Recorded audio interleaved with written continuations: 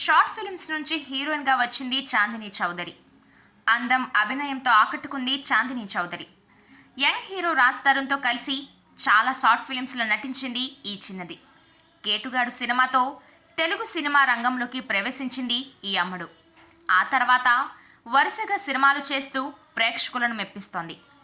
ప్రస్తుతం ఈ అమ్మడు వరుసగా సినిమాలు చేస్తూ ప్రేక్షకులను మెప్పిస్తూ ఉంది. సుహాస్ హీరోగా నటించిన కలర్ ఫోటో సినిమాతో ప్రేక్షకులను మెప్పించింది. కలర్ ఫోటో సినిమాలో తన నటనతో విమర్శకుల ప్రశంసలు అందుకుంది. ఇక రీసెంట్గా గామి అనే సినిమాతో ప్రేక్షకులను మెప్పించింది.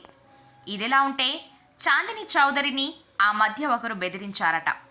గెస్ట్ హౌస్కు రావాలని, లేకుంటే ఫోటోలు మార్ఫింగ్ చేస్తా అని బెదిరించారట. అసలు మ్యాటర్ ఏంటంటే, ఒకరోజు కొత్త నెంబర్ నుంచి చాందినీ చౌదరికి మెసేజ్ వచ్చిందట.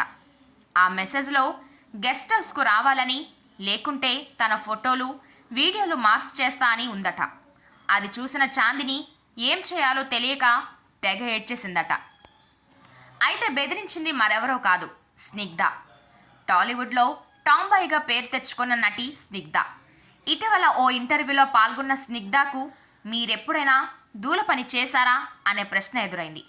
అయితే ఇలా తాను చాందినీ చౌదరిని సరదాగా ఏడిపించా అని తెలిపింది. అయితే అసలు విషయం చెప్పిన తర్వాత చాందిని నువ్వెక్కడున్నావు అని అడిగిందట.